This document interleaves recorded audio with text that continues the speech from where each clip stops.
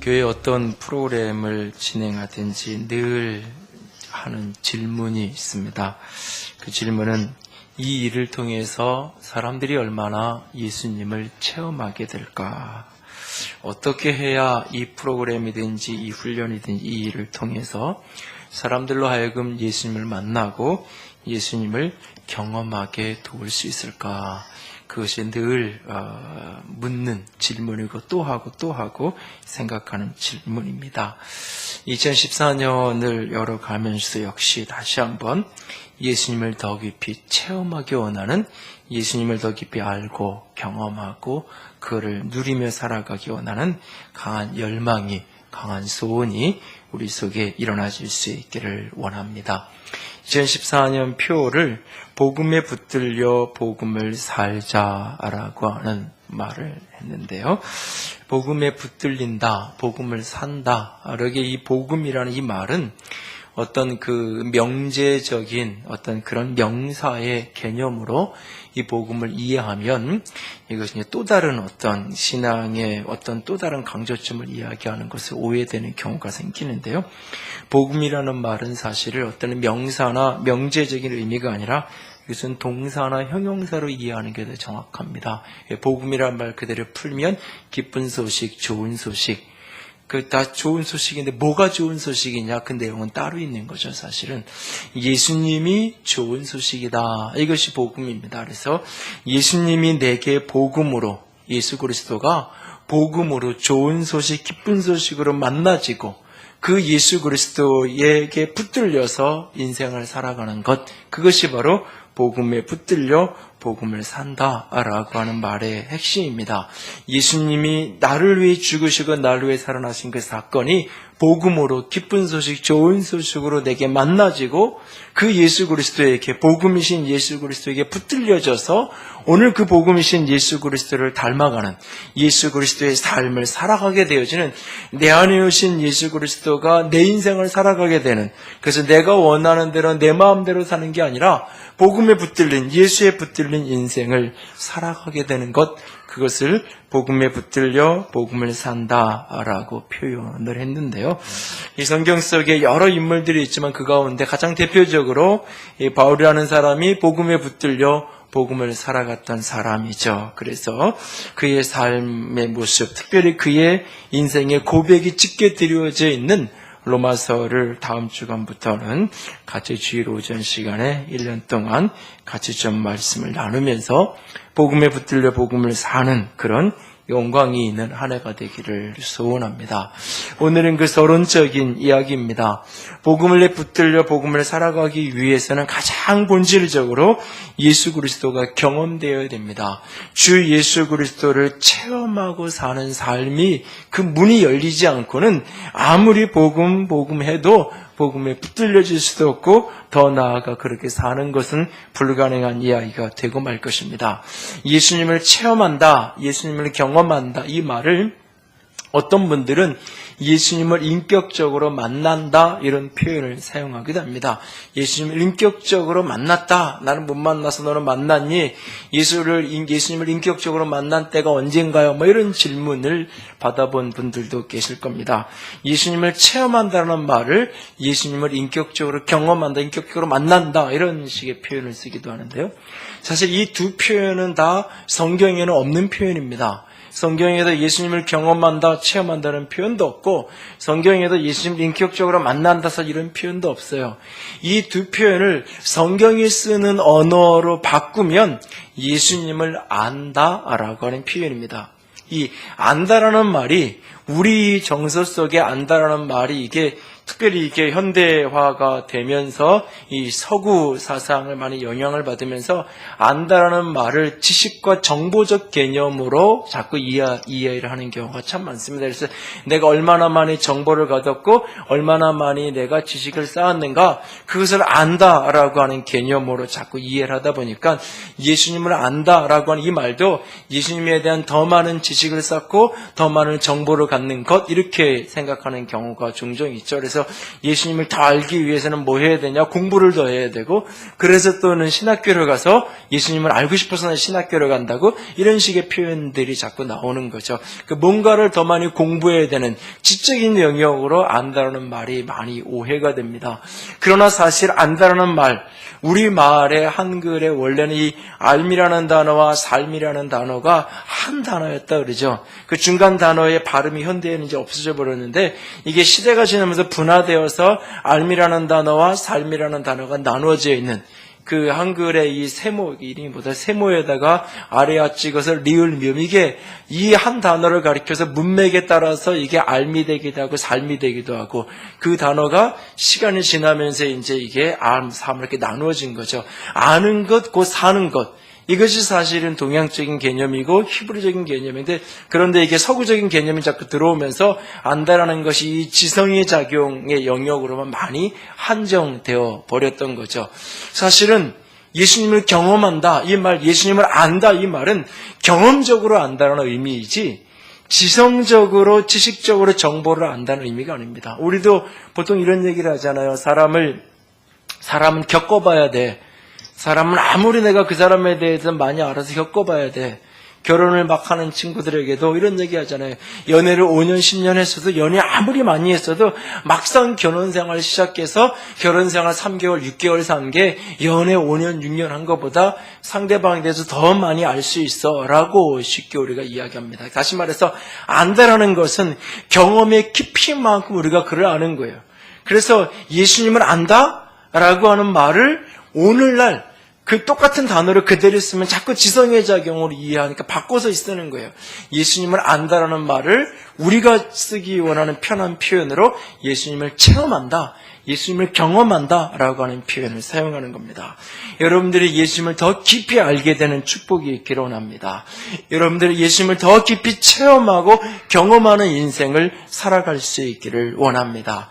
오늘 본문 속에서 예수님을 가장 가까이에서 경험했던, 영으로 육으로 예수님을 가장 가까이에서 경험했던 베드로가 예수님을 아는 것의 축복, 예수님을 아는 사람이 누리게 되어지는 그 부유함에 대해서 오늘 베드로전후서 1장에서 이야기를 시작해가는 것을 보게 되어집니다. 오늘 이 부분 속에서 예수님을 경험하고 예수님을 체험하고 예수님을 아는 사람이 누리는 복이 무엇인지를 같이 들여다보고, 오늘 그 복에 대한 사모함을 우리 모두가 갖기를 원하고, 그리고 우리 모두가 예수 그리스도 깊이 체험하는 그런 단계로 들어갈 수 있는 그런 이런 한 해가 되어지기를 원합니다.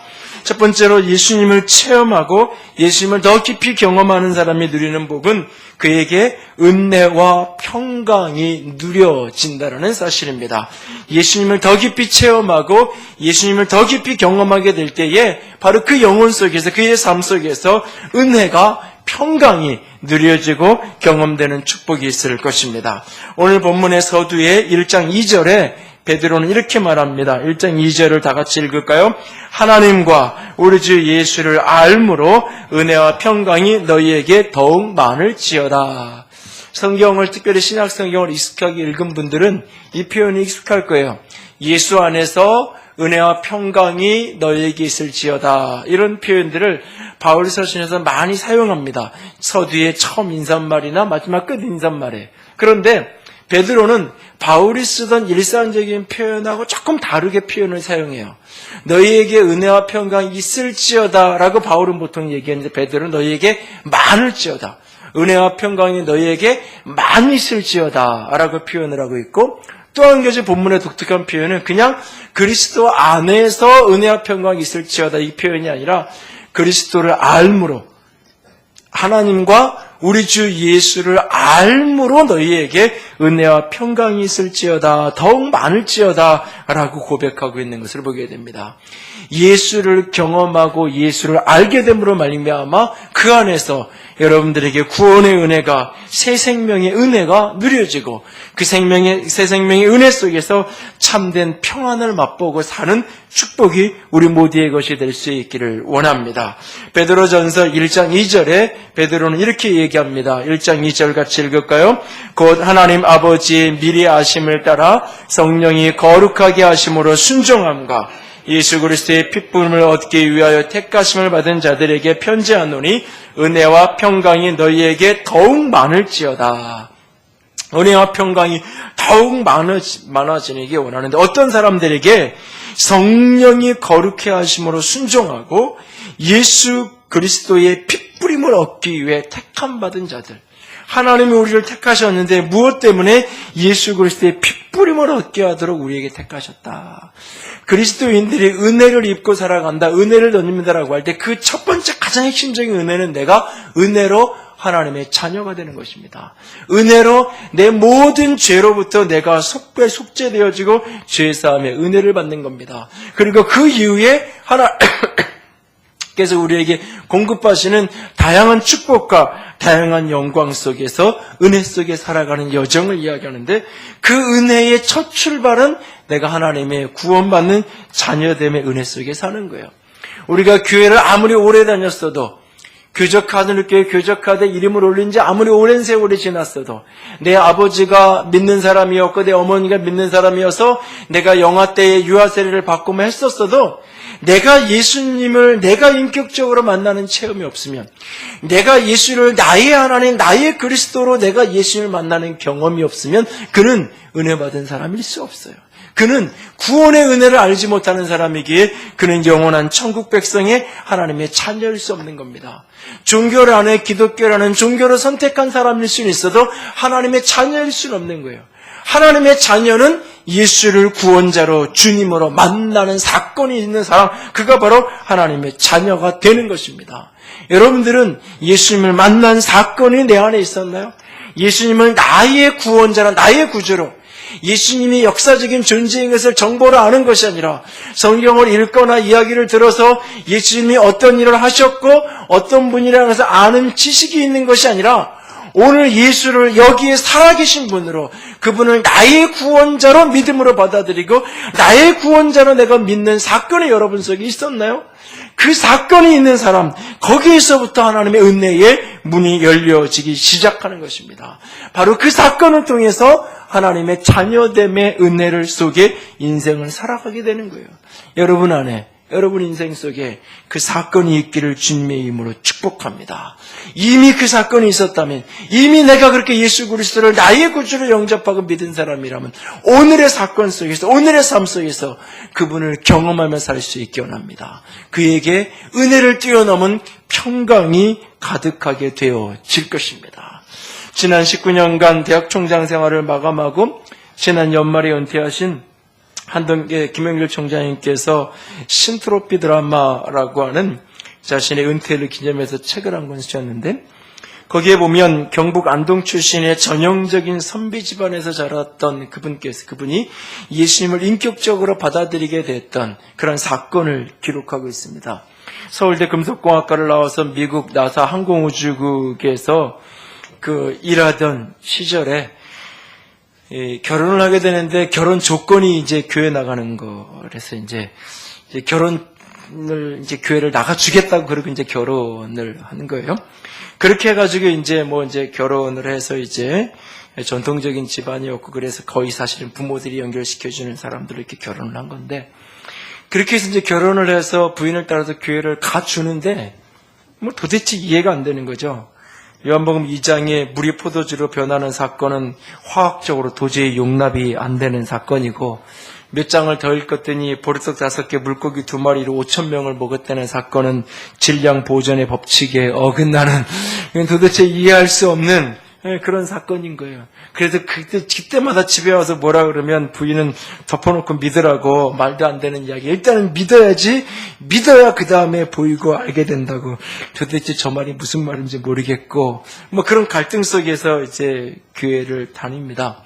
1970년부터 교회를 다니기만 수년을 하다가 74년 부활절 주일날 그에게 눈이 새롭게 떠지는 기적을 경험하게 되는데, 도저히 이 상태로 계속 머물 수 없어서 계속해서 이제 책을 읽고 내적인 씨름을 계속 하던 중에, 부활절날 그날 교회를 다녀와서 헬 린지의 지구의 해방이라는 책을 저녁 식사도 거른 채로 밤늦게까지 읽어 내려가기 시작하죠.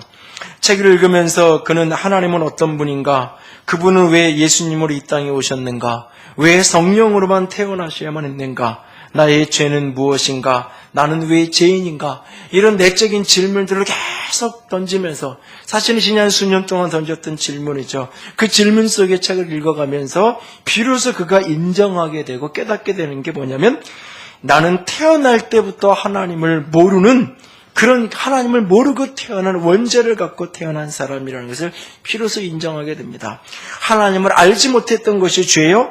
하나님께 감사하는 마음이 없었던 것이 죄요? 피조물의 영광과 하나님의 영광을 구별할 줄 몰랐던 것이 죄요? 눈에 보이는 것만 보고 살았던 것이 죄라는, 로마서 1장에서 언급되어지는 그 죄인의 본질이 인정되어지고 깨달아지고 받아들여진 거예요. 그래서 그날 하나님 앞에 엎드려서 자신의 죄인이었던 것을 회개하는 사건이 벌어집니다. 그날의 일을 그는 이렇게 기록합니다. 예수님은 우리가 아닌 나를 위해 돌아가셨음을 알게 되었습니다. 기독교는 단순한 종교가 아니었습니다. 종교 이상인 것이죠. 피조물이 하나님의 목적대로 의도대로 사는 것은 당위이지 종교로서 선택하는 건 아님을 알게 되었습니다. 그날 저녁에 진짜 내 눈에 비늘이 벗겨지고 내 인생의 A와 BC가 갈라짐을 느꼈습니다. 그 밤에 나는 2000여 년 전 십자가에 달리신 예수 그리스도의 죽음이 바로 나를 위함이었다는 것을, 예수님께서 내가 하나님의 자녀가 되었다는 사실을 확실히 깨닫게 되었습니다. 오랜 영적 방황 끝에 창조주 하나님이신 예수 그리스도를 나의 구주, 나의 주님으로 영접하게 된 것입니다. 눈에 보이는 것만 믿어왔던 과학자의 눈에 보이지 않는 하나님을 믿게 되는 것, 기적이 그날 그에게 일어나진 것이죠. 오늘 그냥 형식적으로 교회를 출입할 수 있고 나가줄 수 있고 믿는 척 해줄 수 있어요. 그러나 그것이 아니라 진정 내적인 씨름 속에서 그분을 나의 구원자로, 그분을 어떤 분, 역사 속에서 그냥 그런 분, 나는 잘 믿지 않지만 그런 일을 하셨다니까 성경의 기록 속에서 그런 분인가 보다라고 그냥 그렇게 인정하고 지적으로 동의하는 수준이 아니라, 그의 오심과 그의 죽으심이 나를 위한 사건이었다는 사실을, 십자가의 죽으심과 부활을 나를 위한 것으로 믿고 받아들이는 사건, 그것이 바로 예수님을 만나는 거예요. 그것이 예수님을 체험하는 거예요. 그 사건을 계기를 통해서 내 안에 은혜의 문이 열려지기 시작하면서 일상의 삶 속에서, 말씀 속에서, 기도 속에서, 찬양과 경배와 인생 속에서 그분은 지속적으로 만나는 사건이 벌어지는 거예요. 그 첫 문을 여는 사건이 없으면 그 누구도 예수님을 경험하며 살아갈 수가 없는 겁니다. 여러분 안에 그 사건이 있었나요? 그렇다면 오늘도 그분을 지속적으로 만나는 축복이 있기를 원합니다. 여러분 가운데 오늘 예수님을 나의 구주 주님으로 영접한 고백이 없는 분들이 계시다면 다시 한번 정직하게 내적인 씨름 속에 그분을 내 인생의 구원자로, 그분을 내 인생의 주인으로, 그의 죽으심과 살아나심을 나를 위한 사건으로 믿고 받아들일 수 있는 축복이 여러분 속에 일어날 수 있기를 원합니다. 예수를 만나는 사람에게, 예수를 경험한 사람에게 구원의 은혜가, 하나님의 자녀의 은혜가, 그의 동행하심과 보호하심의 은혜가 누려지기 시작합니다. 그리고 그 누림은 어떠한 상황 속에서도, 어떠한 은폐성에서도 요동하지 아니하는 내적인 평강으로 그의 인생을 붙들고 가게 되어질 것입니다. 그렇게 시작된 신앙 여정 속에서 부모님들을 전도하는 목적으로 미국을 떠나 한국으로 돌아오게 됩니다. 박 대통령이 돌아가신 박 대통령의 이 재미 과학자들을 초빙해서 한국으로 데리고 오는 그런 프로젝트 중에 일환으로 한국으로 들어와서 카스트 교수를 맡게 되죠. 78년에 한국에 들어와서 15년 동안 열정적으로 살아가면서 창조과학회를 만들어서 창조과학회 회장을 하면서 참 열정적인 삶을 살아갑니다. 그러다 94년 2월 포항의 기독교 정신으로 대학이 설립된다는 이야기와 함께 대학 총장으로 초빙한다는 전화 한 통을 받게 됩니다. 아무리 생각해도 자신은 교수이지 대학이 행정을 할 행정가가 아니기에 도대체 자신은 받아들일 수 없었고, 주변의 대부분의 지인들도 자네는 그 행정일에 별로 적합하지 않다는 게 대부분의 증언이었습니다. 그러나 그래서 끊임없이 거절하지만 하나님의 강권적인 인도하심 속에 결국 받아들이고, 그가 총장이 되어서 받아들인 이후에 학교를 설립했던 재단이 부도가 나고 수많은 일들을 겪게 되죠. 지난 19년을 회상하면서 단 하루도 학교의 돈 문제 때문에 고민을 안 해본 적이 없다고 고백을 할 만큼 어려운 학교를 이끌어갑니다. 그러다 2001년 5월 행정미숙으로 인해서 재정 문제로 형사 고발을 받게 됩니다. 교육부에서 지원한 것은 이 월급이나 이런 것으로 급여로 지급을 하면 안 되는데 국가에서 지원 나온 지원금을 교수들을 그 봉급으로 준 게 이제 공급 유용이 돼서 이제 형사 고발이 돼서 법정 구속이 되는 사건이 벌어집니다. 유례 없는 일이죠. 대학 총장과 부총장이 법정에서 그냥 법정 구속을 되어지는 유례 없는 사건이 벌어집니다. 수감번호 433번, 감옥에서 그에게 붙여진 이름. 그곳에서 그는 절망하거나 좌절하지 않습니다. 누구를 원망하거나 억울해하지도 않습니다. 오히려 그는 그곳에서 사람들의 눈물과 한숨, 슬픔과 고뇌, 그리고 희망을 발견합니다. 그는 말합니다. 카이스트 교수로 내가 안온하게 살았다면 절지 못했을 귀한 경험을 나는 그 시절에 했다고 고백합니다. 그곳에서 맞은 첫 스승의 날 한동대 학생들 1800명이 29대의 버스로 면회로 와서 그 아이들이 가져온 카네이션으로 교도소 정문에 수급이 쌓여있던 사건들이 당시 방송을 통해서 보도되는 되었던 일화가 있기도 하죠. 결국에는 무죄 판결을 받고 53일 만에 감옥에서 나오게 됩니다. 그리고 그 53일의 기간 동안 기적같이 46억 원이라는 후원금이 모금되어지는 사건이 벌어지죠. 그날의 일을 회상하면서 이런 고백을 합니다. 재단이 무너졌을 때도 고소고발을 당해 감옥에 가게 되었던 때에도 마음의 평강이 깨지지 않은 것은 그분의 존재를 알기 때문입니다. 한동대와 함께 걸어온 19년의 길은 가시밭길이었지만 그 길은 곧 축복의 길이 되었습니다. 하나님이 살아계심을 확인한 목격의 자리였기 때문입니다. 편안한 길이고 안락한 길이고 명성이 있는 길이어서 내가 그 길이 축복의 길이었다고 말하는 것이 아닙니다. 가스밭 길이었고 단 하루도 돈 걱정을 놓지 않을 수 없는 그런 여정이었지만 자신은 축복의 길을 걸었다고 이야기합니다. 왜요? 삶의 순간순간 거기에서 일하시는 하나님을 체험하며 살았기 때문에. 재단이 부도가 나고 고소고발돼서 그 감옥 같은 칠흑 같은 그곳에 자신의 인생 속에 그런 순간이 있을 것이라고 단 한 번도 상상조차 안 해봤던 현실이 되어졌던 그 속에서도 내면의 평강이 깨지지 않는 이유는 주님이 나와 함께 그분의 존재를 알기 때문에, 그분이 계신다는 걸 머리로 알아서가 아니라, 그래서 어떻게 하나님 살아계신다면 나한테 이럴 수 있어요? 라고 하나님이 원망의 대상으로 존재하는 것이 아니라 바로 그 감옥 속에 거기에서 일하시고 거기에서 함께 하시고 거기에서 살아서 계신 그분을 그곳에서 경험하기 때문에, 그분을 그곳에서 만나기 때문에 내 안에 이 평강이 깨지지 않았다라고 고백하고 있습니다.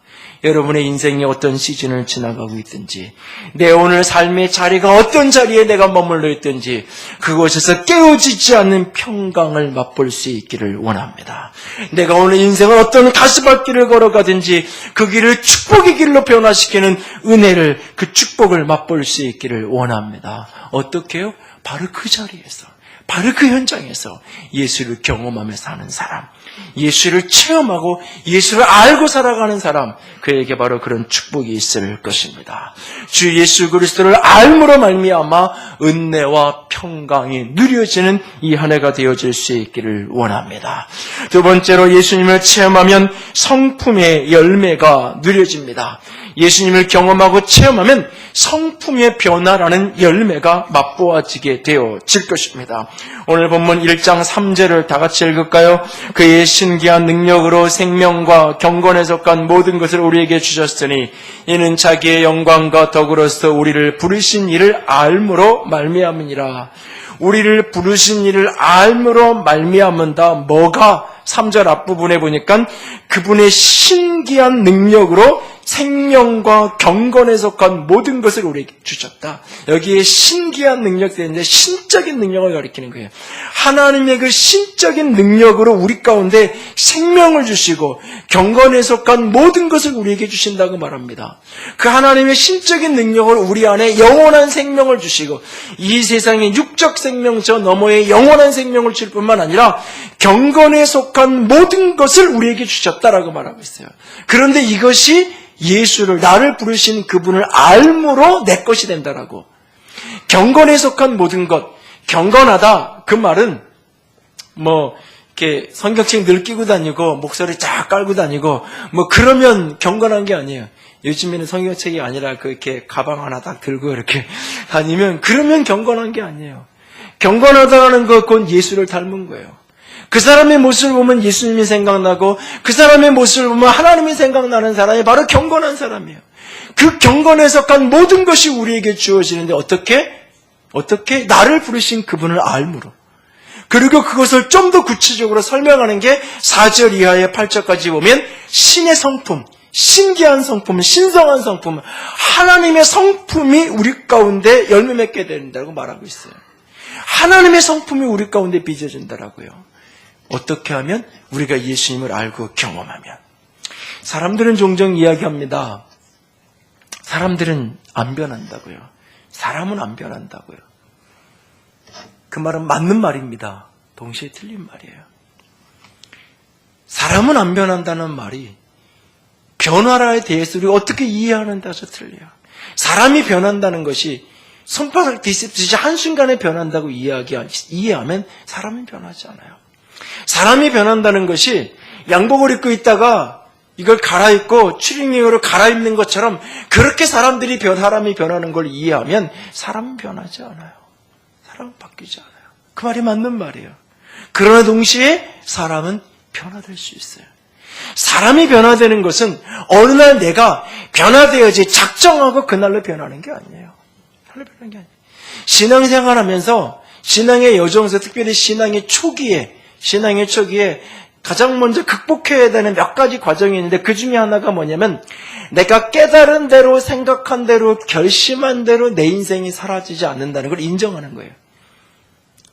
내가 말씀을 듣고 아무리 감동을 받았어도 감동받은 대로 내가 사라지지 않아요, 삶이. 내가 아무리 굳은 결단을 했어도 결단한 대로 인생이 사라지지 않아요. 그러면 이 결단이 거짓말이냐? 이 감동받은 것이 위선이냐? 아니, 이것도 진짜고 이것도 진짜예요. 그렇게 살지 못하는 내 모습도 내 모습이고 그날 그 순간에 그렇게 감동받고 그렇게 결단한 그 모습도 내 모습이에요. 이 모습 같은 모습을, 이 상황을 정직하게 인정하고 받아들이는 게 신앙의 초기에 신앙적 갈등을 극복해내는 중요한 기회예요. 아무리 많은 것을 깨달았고 결심했고 과거에서 사람은 쉽게 변하지 않아요. 그런데 사람이 변하는 건 어떻게 변하느냐? 사람은 누구랑 오랫동안 관계하는 것으로 달라져요. 사람의 변화는 한순간에 손바닥 뒤집듯이 벌어지는 것이 아니라 사람의 변화는 오랜 과정이에요. 사람의 변화는 누군가를 어떻게 만나고 어떻게 경험하며 사느냐에 따라서 달라지게 되어 있는 거예요. 사람은 왜 안 변하고요? 늘 만나는 사람만 만나요. 늘 경험하는 사람하고만 경험해요. 그리고 도대체 이 사람을 나는 감당이 안 되면 그냥 끊어버리죠. 가정도 그냥 깨버리는 거잖아요. 끝까지 나를 바꿔가면서 적응하려고 하는 것이 아니라 상대방이 나에게 맞춰주지 않으면 그냥 그걸로 깨는 거잖아요. 그러니까 내가 변화되지 않는 거예요. 자기를 변화시킬 마음이 아무리 결심해도 안 변해요. 그런데 그 관계 속에서 살면 그 속에서 결국 세월 속에 사람은 변화되고 바뀌어지는 모습이 있는 거예요. 달라지는 모습이 있는 거예요. 처음에는 그 친구가 내가 너무 좋아하는 친구고 너무 사랑하는 친구예요. 같이 있어요. 근데 나는 별로 안 좋아하는 걸 자꾸 맨날 먹자 그래요. 나는 별로 싫어요. 근데 처음에는 억지로 그걸 한번 먹어주지. 내가 좋아하는 친구가 좋아하는 거니까. 내가 사랑하는 사람이 너무 먹고 싶다는데 가서 먹어주는 거예요. 처음엔 먹어주는 거예요. 한 번, 두 번 먹다 보니까 이게 먹을 만도 하네 그렇게 되는 거예요. 그리고 조금 더 지나면 야 그거 먹으러 가자 이렇게 사람이 달라지는 거예요. 그 예전에 내가 그걸 손도 안 대던 때 나를 만났던 사람이 보면 너 이렇게 변했어. 나이 먹어서 변한 건가? 아니에요. 세월이 흘러서 변한 게 아니에요. 세월이 흘러서. 여러분 욕을 많이 하는 사람들 속에 들어가서 나도 모르게 욕이 돼요. 욕이 돼요. 같이. 그 속에 있으면 나도 모르게 욕을 한다니까요. 우리가 예수님을 닮아가는 건 어느 날 결심한다고 달라지는 게 아니에요. 예수님처럼 사랑하며 살아야지, 예수님처럼 인내하며 살아야지 아니에요. 그러면 그럴수록 고통스러워요. 신앙의 여정이 가면 갈수록 행복해야 되는데 오늘 기도하면서도 우리 집사님이 그런 기도를 했는데, 처음에는 예수 믿고 너무 좋아서 교회에 있는 게 좋았는데 이제는 예배 빨리 끝나고 집에 가는 게 너무 좋아서 솔직한 본인 얘기예요. 내가 봐도 요새 좀 그래. 요새 좀 교회 잘 안 보여. 근데 신앙이 초기에 은혜를 받고 걸어간다고요. 그랬는데 왜 시간이 지나면 지날수록 더 충만해야 되는데 왜 그러지 못하냐고요. 사람과 사람과의 관계에서는 오래된 연인이라는 노래처럼 의무감에 전화하고 의무감에 밥 먹자 그러고, 그게 사람의 관계는 그렇게 세월 속에서 변화간다 그러는데 하나님과의 관계도 그런 건가? 주님을 경험하는 것도 그런 건가? 아니라는 사실이에요. 문제의 초점은 내가 자꾸 나를 바꾸려고 그러는 거예요. 더 인내해야 되고, 더 참아야 되고, 더 사랑해야 되고, 더 뭔가를 해야 되고. 아니에요. 그걸로는 결코 내가 바뀌지 않아요. 그래서 여기선 변한 것 같은 사람이 딱 나가면 딴 사람 되잖아요. 딴해요. 그래서 애들이 선생님인 엄마가 너무 좋아. 초등부에서 만난 우리 엄마는 이랬어요, 저랬어요 하면서 아무리 장난은 쳐도 소리 안 지르고 누구야 일리 좀 알아 그러는데 집에 딱 가자마자 호랑이가 돼서 전혀 다른 엄마의 모습을 보면서 애들이 충격을 받잖아요. 근데 여러분, 사람의 변화라는 건요, 오랫동안 사귀고 그러면서 이렇게 흘러 들어오는 거예요. 마치 우리가 이염된다 그러잖아요. 가방 같은 거 좀 안 좋은 거 사면 이렇게 들고 다니다 보면 가방이 이렇게 까만색이나 이런 진한색 가방이 색깔이 옷에 밝은 옷 입으면 들고 다니다 보면 하루 어디 시내 나갔다 오는데 이렇게 색깔이 넘어 들어오게 되는, 이염된다 이렇게 표현하잖아요. 그런 것처럼 시간을 같이 보내면서 그냥 이렇게 닮아가는 거예요. 시간을 보내면서. 내가 주님처럼 변화된다는 것은 내가 뭔가 많이 닮아가기 애써야 되는 과정이 아니에요. 그분과 관계를 하는 거예요. 그분을 만나는 게 좋고, 그분을 경험하는 게 좋고, 그분을 알아가는 게 행복해요. 그러면 내가 그분처럼 시간 속에서 변화되게 돼 있는 거예요. 근데 그분을 만나지 않아요. 그분을 만나는 게 뭔지도 몰라요. 그분을 만나는 일에 관심도 없어요. 그러면서 뭔가 변화되고 싶어서 종교 생활을 해요. 차라리 산사에 가서 앉아있는 게 편해요. 정직하게. 공기 좋고, 분위기 좋고, 그냥 앉아있는 게. 지하실에 공기도 탁하고, 사실은, 여기에서 마음도 잘 안 잡아지고, 사실은, 주님을 경험하는 그 소원이 여러분 속에 일어나요. 주님을 경험하고 체험하고 만나는 것 속에서 자기 변화의 과정이 밟아지는 거예요. 그래서 주님을 더 깊이 아는 깊이만큼 그 사람이 변하는 거예요. 주님 닮은 모습으로 달라지게 되는 거예요.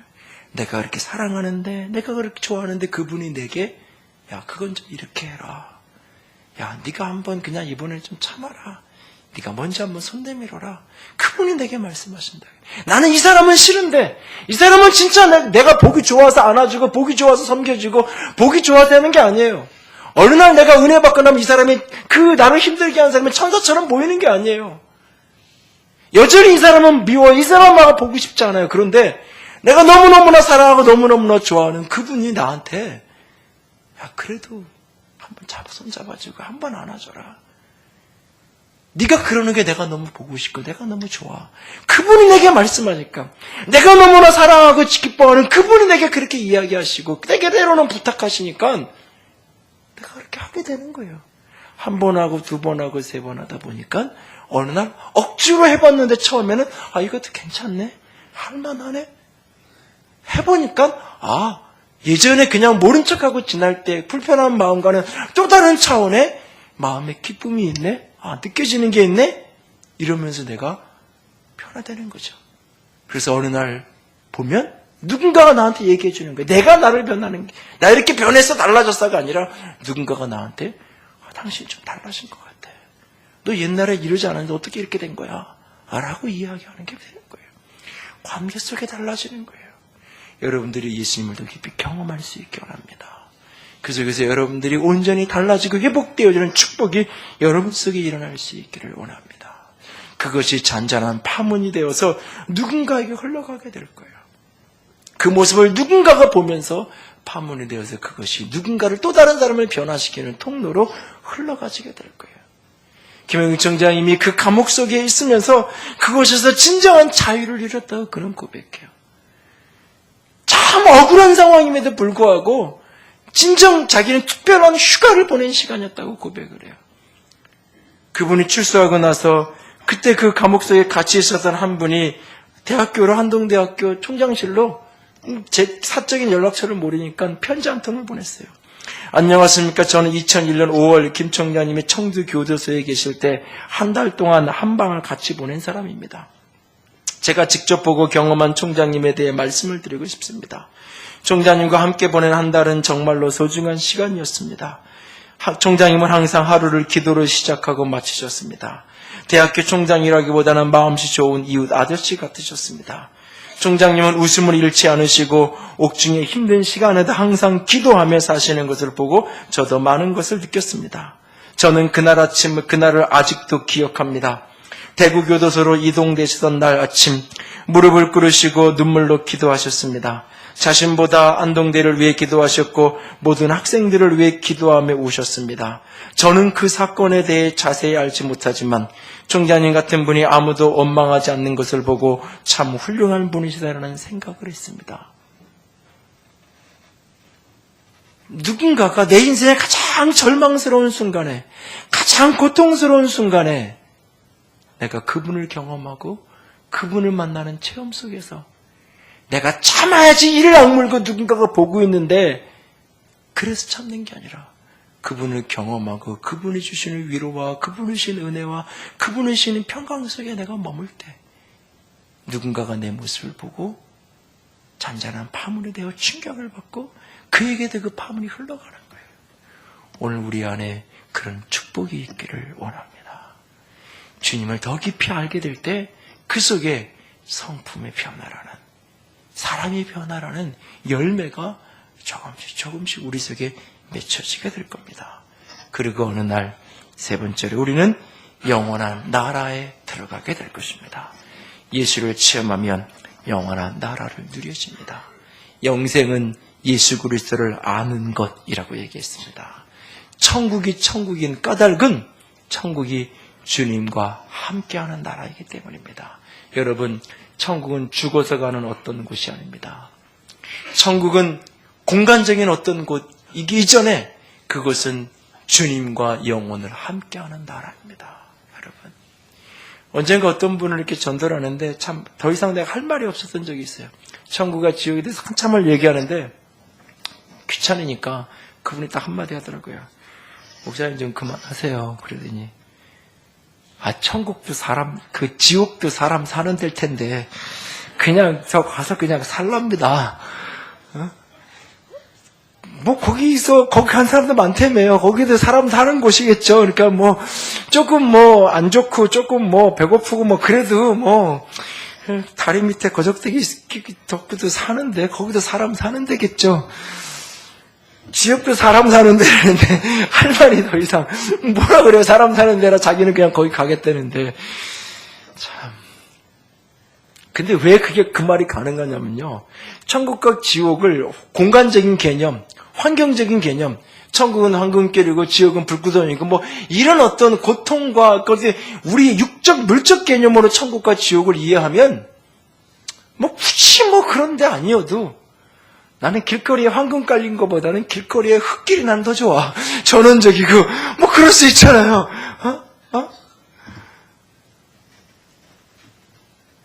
여러분의 마음속에 천국이 왜 우리 가슴속에 천국에 대한 그리움이 사라지냐면 주님과 동행하는 감격이 없기 때문에 그래요.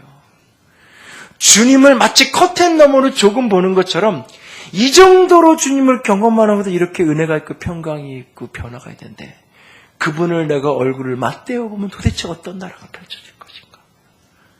도대체 그분을 맞대어 보는 그곳은 어떤 곳일까? 상상조차 할 수 없는 그곳. 그래서 그 나라 한번 가보고 싶다. 이런 소망이 가슴속에 일어나지는 거예요. 주님을 오늘 경험하는 사람, 주님을 오늘 체험하는 사람에게 어느 날 그 나라가 영원한 나라가 되어서 내게 누려지는 축복이 있을 것입니다.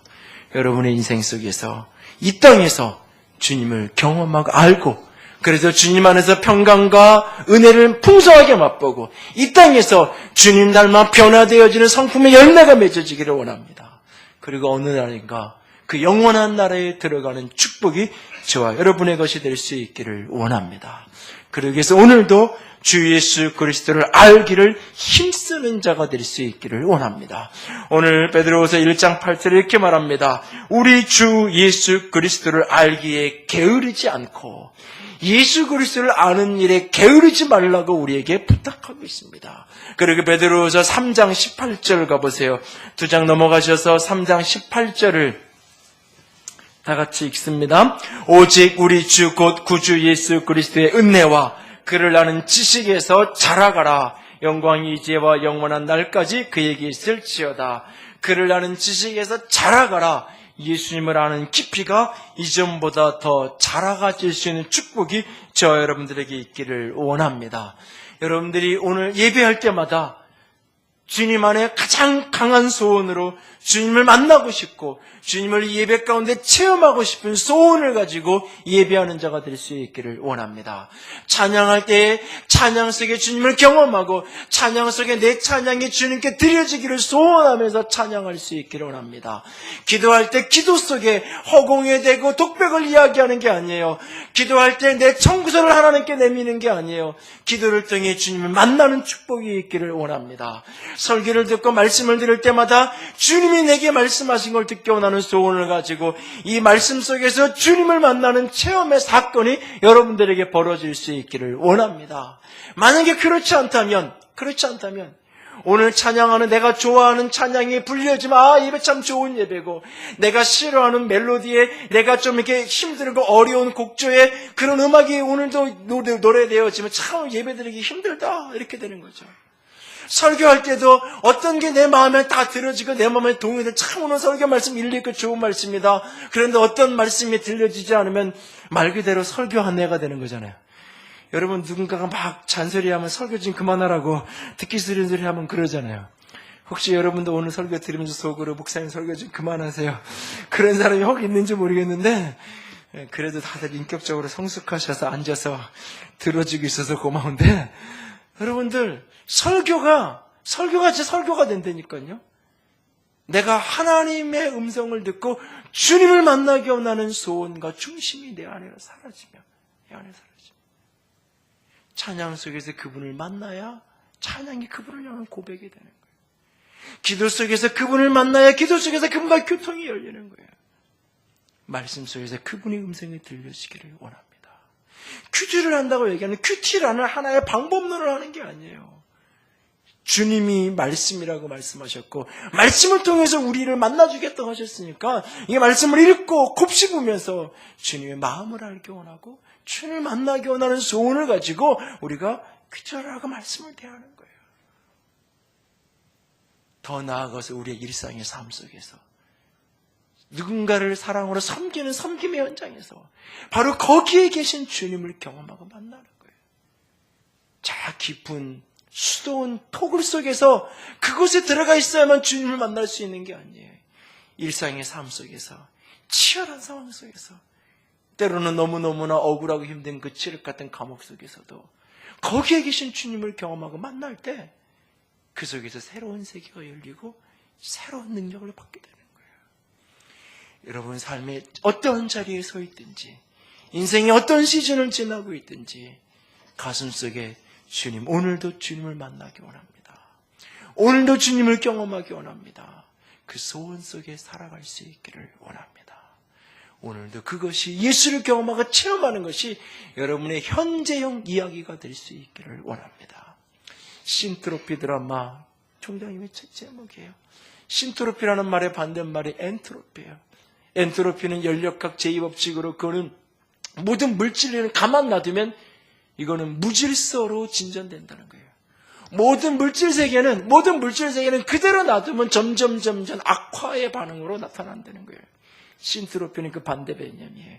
생명이 있는 거는 악화로 가는 것이 아니라 양화로 가는, 생명이 있는 것은 생명을 흡수해서 긍정적으로 발전한다는 이야기예요. 물리학의 두 이론이에요. 그런데 이 이론을 신앙으로 가지고 들어오는 거예요. 예수 생명이 있는 것만, 예수 생명이 없는 것은 그대로 놔두면 악화될 수밖에 없어요. 가장 악한 교육 이론이 뭐냐? 그대로 놔두면 저절로 자란다는 거예요. 아니에요. 사람은 그렇지 않아요. 인간의 내면이 악이 가만 놔두면 더 악으로 가게 돼 있는 게 인생이에요. 사람이에요. 그래서 예수 생명이 주어져야만, 하나님의 생명이 부어져야만 생명으로, 축복으로 갈 수 있는 겁니다. 여러분의 가정이, 여러분의 인생이 점점 무질서해지고 있나요? 점점 파괴되어져 가고 있나요? 점점 부정의 방향으로 가고 있나요? 아니면 여러분의 인생이, 여러분의 가정이, 우리의 공동체가 긍정의 방향으로 가고 있나요? 더욱더 회복의 역사로, 생명의 역사로, 풍성의 역사로 흘러가고 있나요? 그 중심에 예수 그리스도가 있습니다.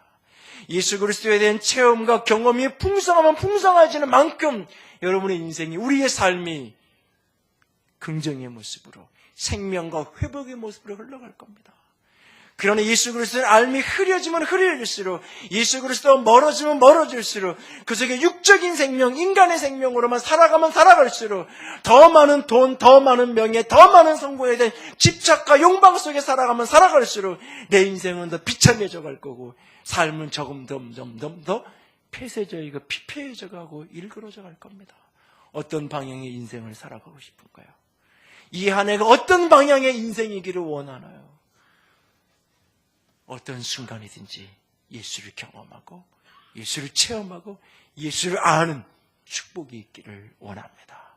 그 소원을 가지고, 그 간절한 갈망을 가지고 이 한 해를 살아갈 수 있기를 주님의 이름으로 부탁을 드립니다. 기도합시다. 이 시간 같이 기도하죠. 어느 날 바울은 이런 이야기를 합니다. 예수 그리스도를 아는 지식이 가장 고상하기에 나는 세상의 모든 것을 다 배설물처럼, 쓰레기처럼 그렇게 여긴다고 말합니다. 그리고 내가 예수 그리스도 안에서 발견되어지고 예수 그리스도 안에 머물러 있기를 소원한다고 그는 고백합니다. 예수를 알 때, 주 예수 그리스도를 알 때, 주 예수 그리스도를 경험하며 살아갈 때 하나님의 자녀되는 은혜로부터 시작해서 삶에 요동하지 않는, 깨지지 않는 평강이 선입혀질 것입니다. 그를 오늘도 경험하며 살아갈 때 저 여러분의 삶에 인격적 변화의 열매가 맺어지게 될 것입니다. 주님을 더 깊이 알게 원합니다. 오늘도 내 삶이 주님을 더 깊이 경험하며 알므로 부정의 방향, 무질서의 방향이 아니라 회복의 방향, 생명의 방향으로 흘러가는 그런 축복의 여정이기를 원합니다. 주여 만나 주시옵소서. 주여 주님을 알게 하여 주시옵소서. 같이 기도합니다. 사랑의 하나님,